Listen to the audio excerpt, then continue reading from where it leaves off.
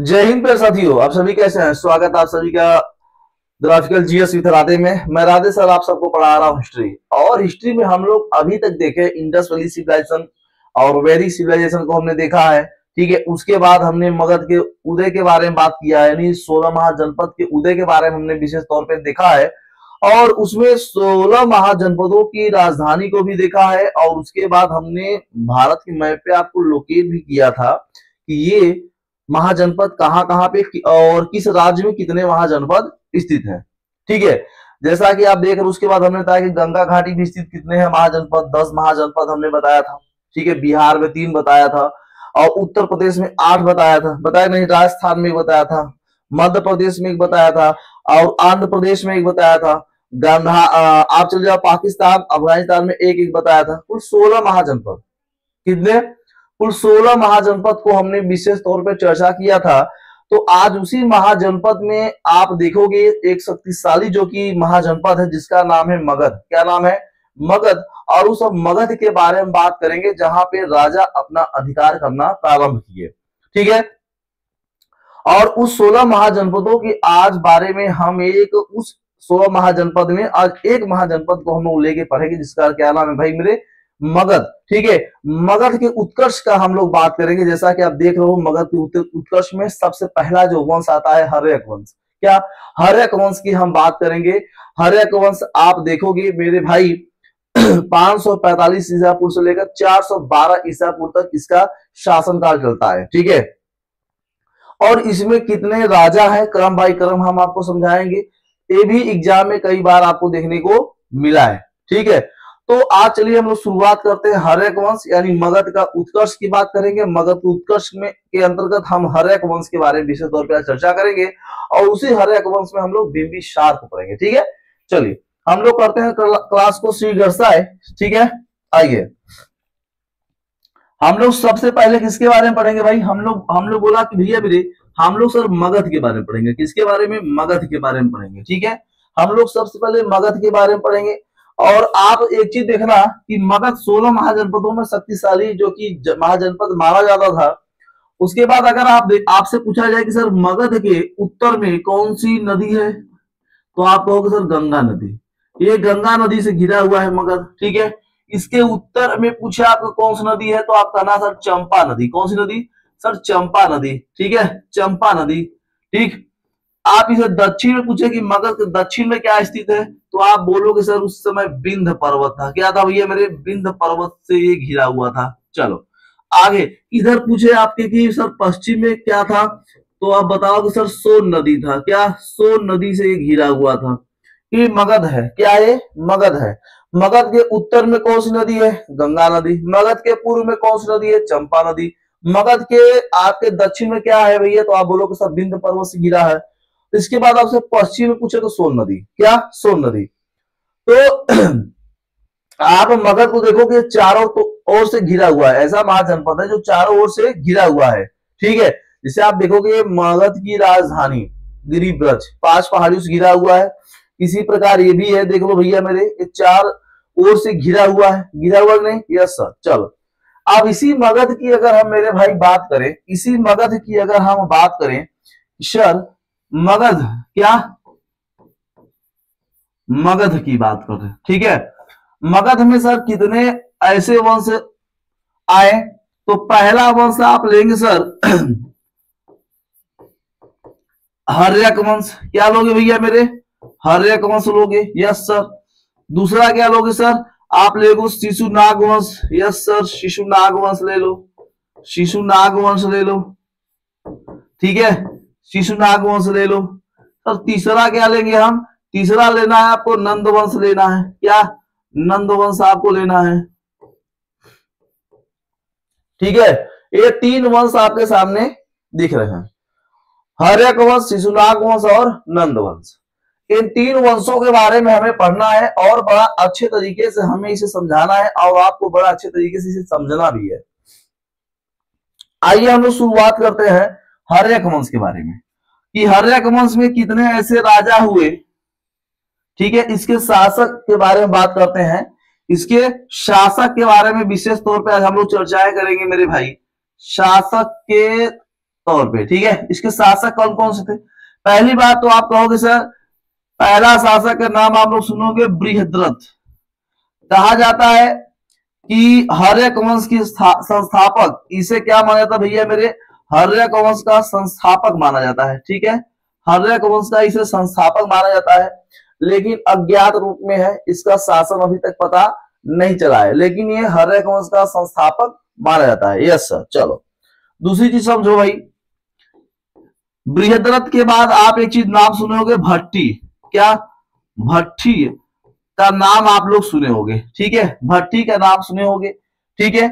इनका शासनकाल था 545 से लेकर 545 से लेकर मेरे भाई, बार बार 4 लिखा, चलो 545 से लेकर 544 ईसा पूर्व तक इसका शासनकाल था, इस शासक का, ठीक है। बृहद्रथ के बाद भट्टी आया। क्या? भट्टी आया। इसका शासनकाल कहा जाता है कि 545 से लेकर 544 ईसा पूर्व तक इसका शासनकाल चलता है, ठीक है, यानी 1 साल। चलो दूसरी सर इसके बताइए, दूसरा इसका है मेरे भाई, यहां पे अब आएंगे बिंबिसार। क्या आएंगे भैया मेरे? बिंबिसार, ठीक है। बिंदुसार नहीं, बिंबिसार आएंगे, ठीक। बिंबिसार का शासनकाल अगर आपसे पूछे तो 544 ईसा पूर्व से लेकर मेरे भाई, 544 ईसा पूर्व से लेकर, ठीक है, 492 ईसा पूर्व तक इनका शासनकाल चलता है, ठीक है। 492 ईसा पूर्व तक इनका शासनकाल चलता है, किसका? बिंबिसार का। चलो सर आगे की ओर बताओ सर। इसके बाद इनके एक पुत्र है, इनके पुत्र का नाम है अजात शत्रु। क्या नाम है भैया? अजात शत्रु, ठीक है, पिता की हत्या करने वाला, ठीक। अजात शत्रु, अजात शत्रु का शासनकाल आपसे पूछे तो आप सर बताओगे 492 ईसा पूर्व से लेकर, ठीक है, 460 ईसा पूर्व तक इसका शासनकाल चलता है, ठीक है। प्रगति कोई दिक्कत, कोई परेशानी हो तो बताना, पेन थोड़ा चेंज करते हैं, ठीक। चलो अजात शत्रु की बात समझ में आ गई। चलो सर इसके आगे कौन कौन से शासक हैं? अजात शत्रु के बाद जब आओगे तो एक आप लोग नाम सुने होंगे, उदयन। क्या? उदयन, उदयन का नाम आप लोग सुने होंगे। यस सर, उदयन का नाम हम लोग सुने हैं। उदयन की अगर हम बात करें मेरे भाई तो आप कहोगे सर 460 ईसा पूर्व से, 460 ईसा पूर्व से ये शासन करता है और 444 ईसा पूर्व तक जाता है, ठीक है। 444 ईसा पूर्व तक इसका शासनकाल चलता है, अच्छे समझिएगा। उदयन के बाद एक आता है जिसका नाम है अनिरुद्ध, अनिरुद्ध, ठीक है। अनिरुद्ध का नाम आप लोग सुने होंगे। यस सर, अनिरुद्ध का आप लोग नाम सुने होंगे। ये 444 ईसा पूर्व से मेरे भाई, 444 ईसा पूर्व से लेकर 440 ईसा पूर्व तक ये शासनकाल करता है, ठीक है। 444 से 440 ईसा पूर्व तक शासन करता है। चलो सर आगे बताओ। इसका देखो भैया, इसका देख लो, ठीक है। इसके बाद एक आता है शासक जिसका नाम है मुंडक। क्या नाम है भैया मेरे? मुंडक, ठीक है। मुंडक का नाम आप लोग सुने होंगे। 440 ईसा पूर्व से ये शासन करता है, 440 ईसा पूर्व से शासन करता है, 437 ईसा पूर्व तक इसका समय काल चलता है मुंडक का, ठीक है। ये 3 साल अपना शासन करता है। कितने साल? 3 साल शासन करता है। Yes sir. उसके बाद जस्ट इसके बाद आएगा नाग दशक। क्या आएगा भैया मेरे? नाग दशक, नाग दशक, नाग से नाम याद रखना, नाग दशक, ठीक है। नाग दशक के बाद अगर बात करें तो ये 437 ईसा पूर्व से ये शासन करता है मेरे भाई, 412 ईसा पूर्व तक ये शासन काल इसका माना जाता है, ठीक है। इतनी बातें समझ में आ गया? तो देखो 1 2 3 4 5 6, ठीक है, 7 और 8, कुल 8 शासक इस पे क्या करते हैं भैया, शासन करते हैं। किस पे, हर्यक वंश पे, ठीक है, हर्यक वंश पे। और मेरे भाई यही आप जान लेना कि जो नाग दशक है, नाग दशक है, ये मेरे भैया ये हर्यक वंश का, क्या, हर्यक वंश का, ये हर्यक वंश का अंतिम शासक माना जाता है। क्या माना जाता है भैया मेरे, अंतिम शासक माना जाता है, ठीक है। अंतिम शासक माना जाता है, हर्यक वंश का ये अंतिम शासक है। क्या है भैया, अंतिम शासक ये माना जाता है हर्यक वंश का। चलो सर आगे की ओर बताओ सर। इसी में अब शिशुनाग वंश में आ जाओ। शिशुनाग वंश में सर कौन कौन सा है, शिशुनाग में आप एक नाम सुने होंगे सर, शिशुनाग तो खुद ही है अब, ठीक है, शिशुनाग खुद ही है। ये क्या करता है, नाग दशक की हत्या करता है, यस सर। उसके बाद आप चलोगे, शिशुनाग के बाद आप एक कालाशोक का नाम सुने होंगे, यस सर, कालाशोक का नाम सुने हम लोग। कालाशोक इसके शासनकाल में आता है, ठीक है। और नंद वंश की अगर हम लोग बात किया जाए, नंद वंश की, तो आप एक नाम सुने होंगे महापद्मनंद, महापद्मनंद, महापद्मनंद का नाम सुने होंगे। उसके बाद आप एक नाम सुने होंगे भैया मेरे, घनानंद, ठीक है, घनानंद, ठीक। इसी घनानंद के शासनकाल में सिकंदर जो कि भारत पे आक्रमण करता है, ठीक है, लेकिन पूर्ण रूप से हासिल नहीं कर पाता है, ठीक। तो ये हमारा हर्यक वंश है, शिशुनाग वंश है और नंद वंश है। मगध का उत्कर्ष की बात बोल रहा हूं, किसकी, मगध की उत्कर्ष की हम बात बोल रहा हूं भैया। चलो सर इसके आगे हम बताया जाए, जी सर आगे बताइए मेरे भाई।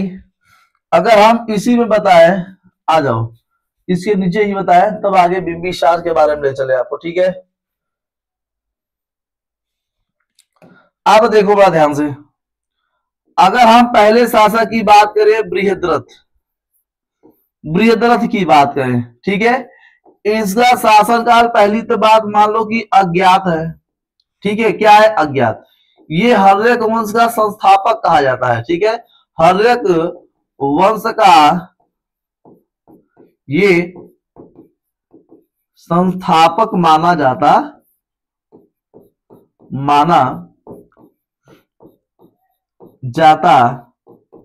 है, ठीक है। हर्यक वंश का संस्थापक माना जाता है कौन, बृहद्रथ, नाम सुने होंगे।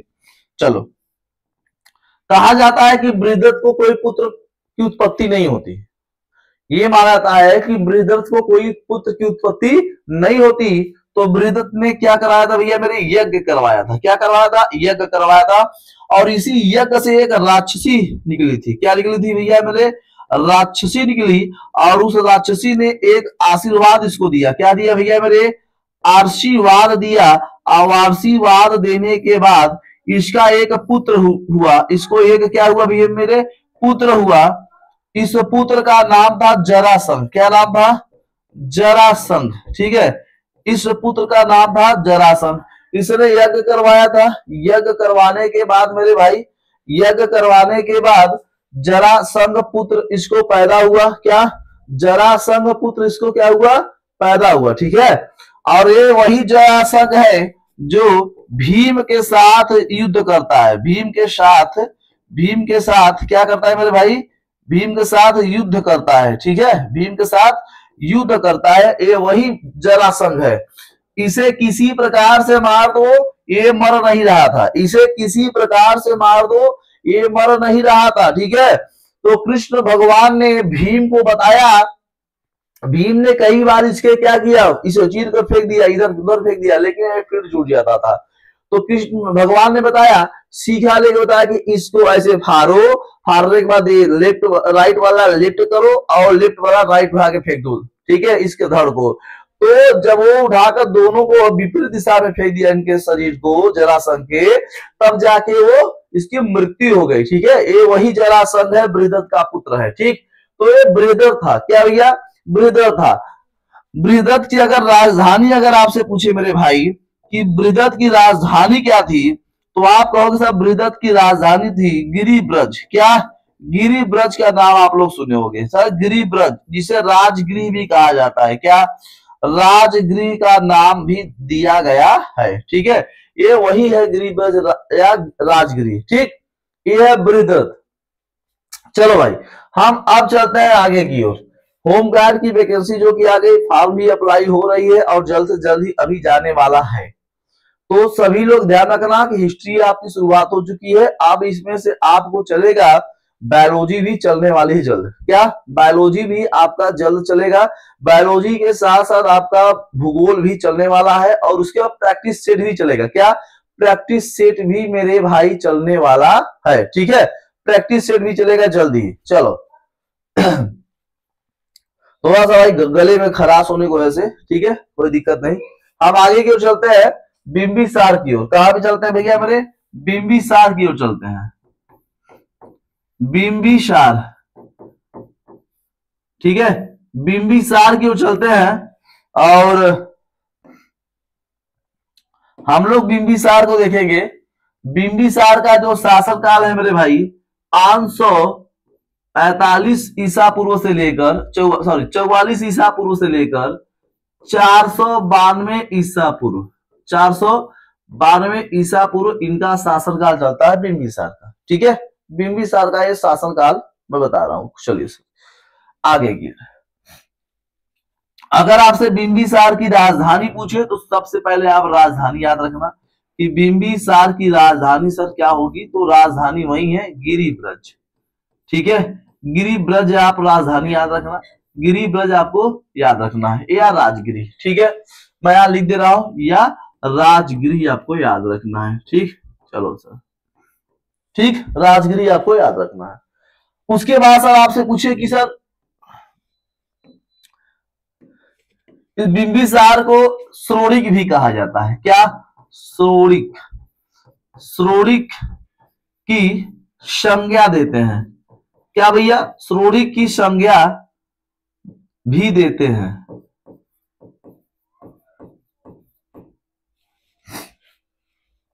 श्रोणिक की संज्ञा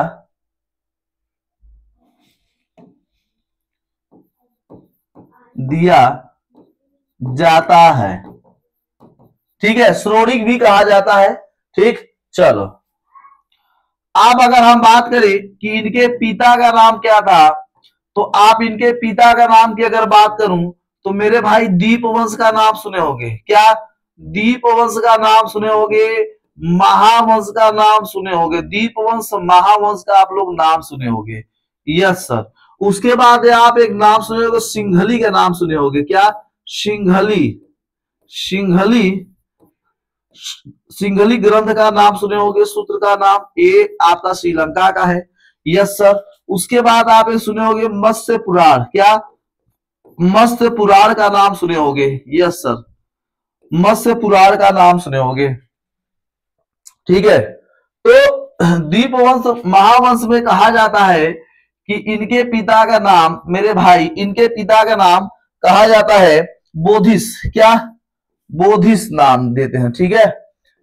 यहां पे मैं लिख दे रहा हूं भैया, इनके पिता को बोधिस कहा जाता था, कि इनके पिता का नाम था बोधिस। चलो सिंघली वंश में अगर आप भट्टी का नाम सुने होंगे, क्या भट्टी का नाम हमने अभी आपको बताया कि इनको भट्टी कहा जाता था, ठीक है। बताओ भाई मत्स्य पुराण में इनके पिताश्री का क्या नाम था, मत्स्य पुराण में इनके पिताश्री को क्या कहा जाता था, ठीक है, बताना आप कमेंट बॉक्स में, नहीं तो मैं बताऊंगा, ठीक है। चलो आगे की ओर, कहा जाता है कि ये जो बिंबिसार है मेरे भाई, बिंबिसार के अगर पुत्र का नाम आपसे हम चर्चा करें कि सर बिंबिसार का अगर पुत्र का नाम की चर्चा करें तो पुत्र का नाम था अजात शत्रु, क्या नाम था, अजात शत्रु नाम था, ठीक है, अजात शत्रु इनके पुत्र का नाम था, अजात शत्रु, ठीक। चलो सर, अच्छा वहीं पे मैं आपसे चर्चा करूं सर, ये जो बिंबिसार है, ये जो बिंबिसार है अपने साम्राज्य का विस्तार कैसे किया, साम्राज्य का विस्तार, साम्राज्य का अगर हम विस्तार की बात करें कि सर साम्राज्य विस्तार कैसे किया, तो साम्राज्य विस्तार दो तरीके से किया। पहले तो मित्र का संबंध बनाया, दूसरा विवाह किया। दूसरा क्या किया मेरे भाई? दूसरा इसने विवाह किया। इसने दो प्रकार से अपना साम्राज्य विस्तार किया। कितने प्रकार से भैया? दो प्रकार से, ठीक है। या तो मित्रता करके, या तो मेरे भाई विवाह करके। ये बिंबिसार जो है मेरे भाई, कहा जाता है कि इसने 500 विवाह किया था। कितना विवाह किया था मेरे भाई? 500 विवाह किया था। और इसके पास एक संगठित सेना थे। क्या? इसके पास एक संगठित सेना भी था, ठीक है। संगठित सेना सबसे पहले किसके पास था? बिंबिसार के पास, ठीक है। संगठित सेना की बात करें तो इसी के पास संगठित सेना थे। चलो सर, ये बिंबिसार हो गया। सब कुछ याद रखना, किसी प्रकार का दिक्कत नहीं। अब चलते हैं हम लोग मैप की ओर। किधर चलते हैं हम लोग? मैप की ओर चलते हैं। यस सर, मैप की ओर चला जाए।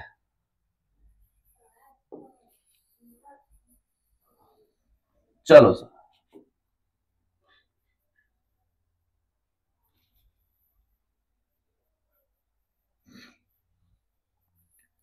ये आपका हम मैप बना रहे हैं, ठीक है।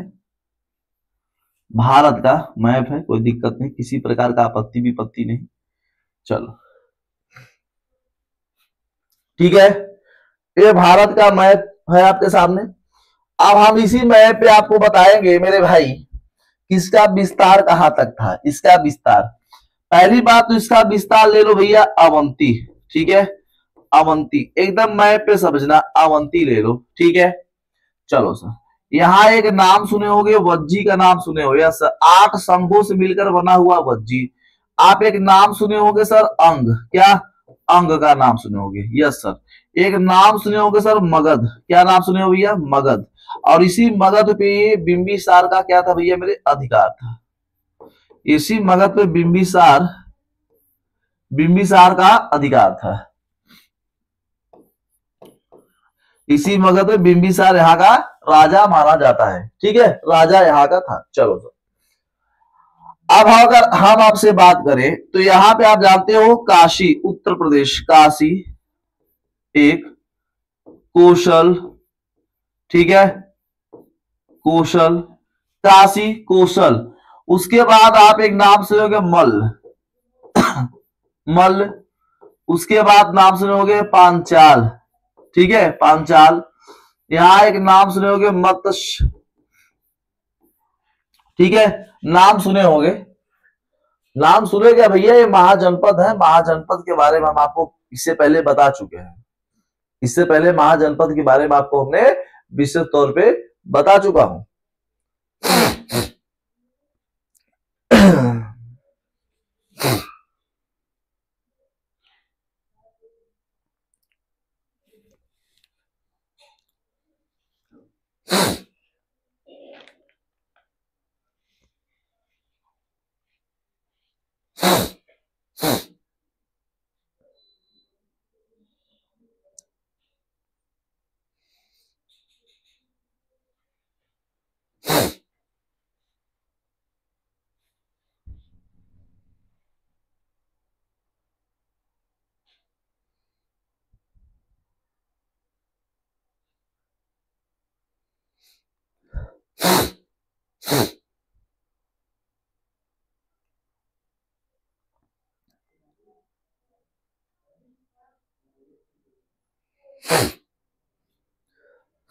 चलो समझ में आ गया? Yes sir.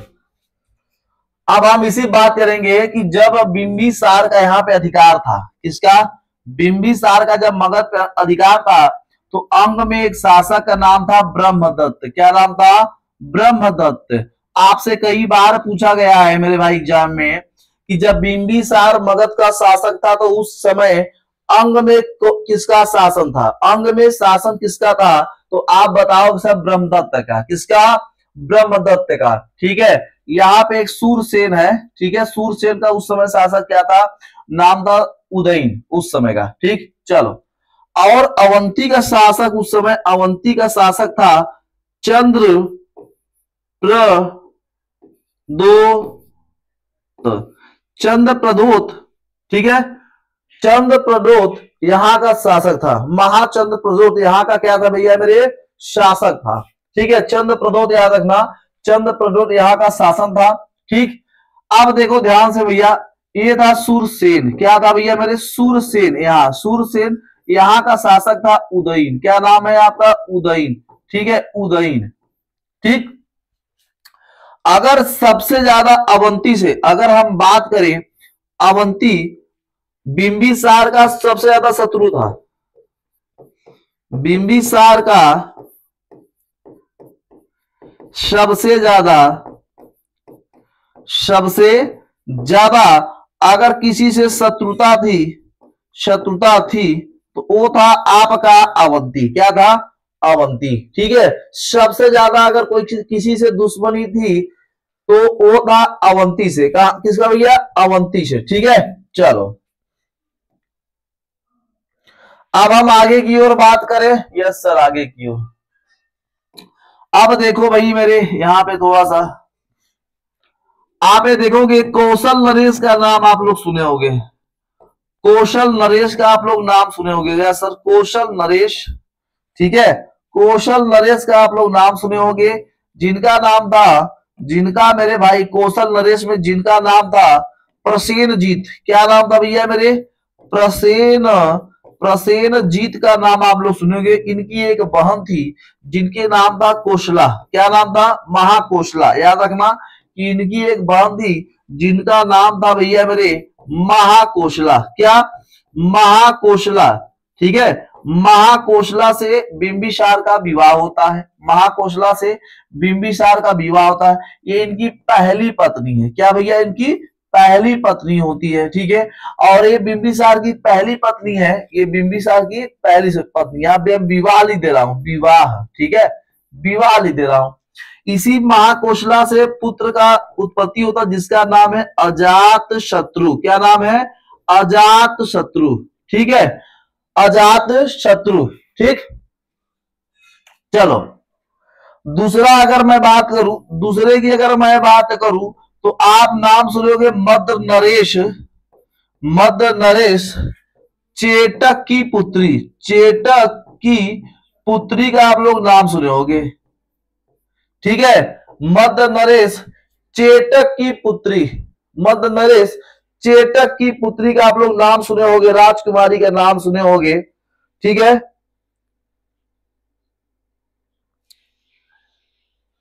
ठीक, अच्छा लिच्छवी नरेश, भाई यहां पे होगा लिच्छवी नरेश, याद रखिएगा यहां पे लिच्छवी नरेश। ठीक है, थोड़ा सा लिच्छवी याद रखिएगा कि लिच्छवी नरेश चेटक की पुत्री। ठीक है, चेलना, क्या नाम था भैया मेरे, चेलना। ठीक है, चेलना, और इसी चेलना से पुत्र की उत्पत्ति हल बेहल, हल बेहल। ठीक है, हल बेहल, इसके दो पुत्र थे। चलो सर तीसरा, अब हम बात करें सर मद्र नरेश, मद्र नरेश राजकुमारी, वहां की राजकुमारी से इनका विवाह होता है बिंबिसार का, जिसका भैया क्या नाम होता है, चेलना हो गया, महाकौशला हो गया, क्षेमा का नाम सुने होंगे आप, क्षेमा। ठीक है, क्षेमा का आप लोग नाम सुने होंगे। मद्र नरेश की पुत्री क्षेमा से इनका क्या होता है भैया मेरे, विवाह होता है। ठीक है, और इसके बाद ये कहा जाता है मेरे भाई, ये कहा जाता है कि वैशाली में, क्या, वैशाली की, ठीक है, वैशाली की एक वैश्या, ठीक है, वैश्या थी जिसका नाम था आम्रपाली, क्या, आम्रपाली। ठीक है, आम्रपाली, और इस आम्रपाली से एक पुत्र का उत्पन्न हुआ जिसका नाम था अभय, क्या नाम था, अभय। ठीक है, ये माना जाता है कि बिंबिसार अपना जो है विवाह करके ही अपना साम्राज्य विस्तार किया था।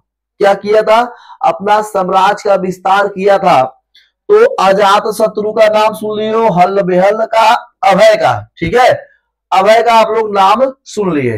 अच्छा, अब देखो बड़ा ध्यान से, अब बड़ा ध्यान समझो भाई, जिस समय ये विवाह किया महाकौशला से, तो इसने क्या किया भैया, काशी को 1 लाख रुपए दहेज में दे दिया। 1 लाख रुपया, ये 1 लाख रुपया पर ईयर आपको हमें देना होगा टैक्स के रूप में, काशी को दे दिया। ये तो दहेज में भाई प्रसेनजीत क्या किए, ये तो दहेज में दे दिए, ठीक है। दहेज में देने के बाद फिर उसने क्या किया, बिंबिसार ने वापस दे दिया कि चलो अच्छा ले लो काशी को, हमें 1 लाख रुपया सालाना हमको भिजवाते रहना, ठीक है। 1 लाख रुपया आपको सालाना भिजवाते रहना, उसमें दिक्कत आपको नहीं होगा।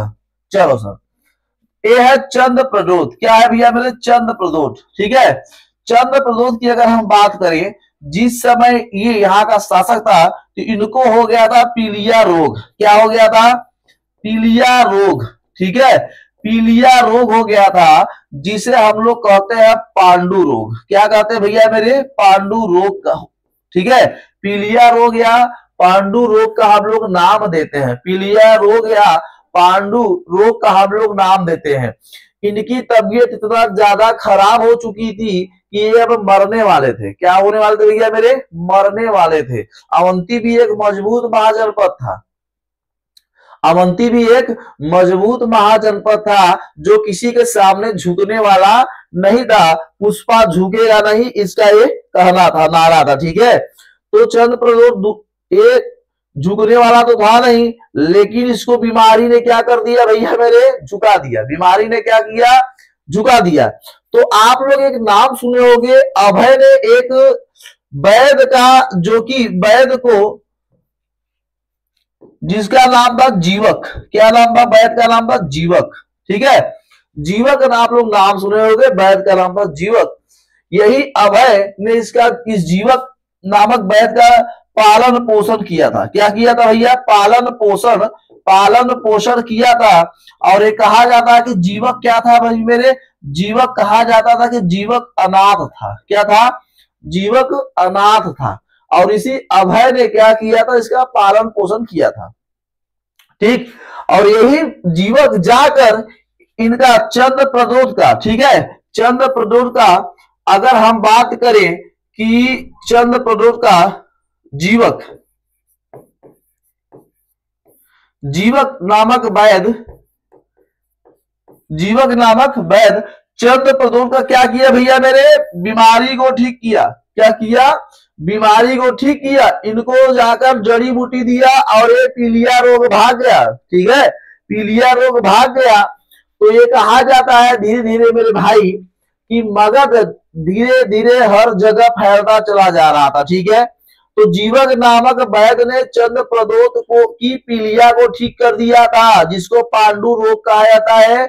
और जीवक को किसने पालन पोषण किया था, अभय ने। किसने किया था, अभय। अभय किसका पुत्र, आम्रपाली का। आम्रपाली क्या थी, एक वैशाली की एक वैश्या थी, ठीक है। और पिता का नाम पूछे तो मेरे भाई बताना, बिंबिसार। क्या, बिंबिसार था, ठीक है। चलो आगे की ओर देखो। जब इसने इतना कर लिया तो हुआ कहानी क्या कि जो मेरे भाई बिंबिसार था, क्या, जो बिंबिसार था, बिंबिसार की हत्या हो गई। क्या हो गई, हत्या। किसने किया, अजात शत्रु ने किया। अजात शत्रु ने किया, ठीक है। अजात शत्रु ने किया। आप मेरे भाई यहां पे थोड़ा समझिएगा कि बिंबिसार की अगर हम बात करें तो अगर यहाँ पे पूछे आपसे कि भैया मेरे हर्यक वंश का वास्तविक संस्थापक, यहाँ पे अगर मैं बात करूं कि हर्यक वंश का अगर वास्तविक संस्थापक आपसे पूछे कि सर वास्तविक संस्थापक कौन है, संस्थापक बिंबिसार है। कौन है भैया मेरे, हर्यक वंश का वास्तविक संस्थापक बिंबिसार है। इसीलिए मेरे भाई हर्यक वंश को जब बिंबिसार की हो जाती है हत्या, क्या, हत्या हो जाती है, और कौन करता है, अजातशत्रु करता है। इसीलिए हर्यक वंश को मेरे भैया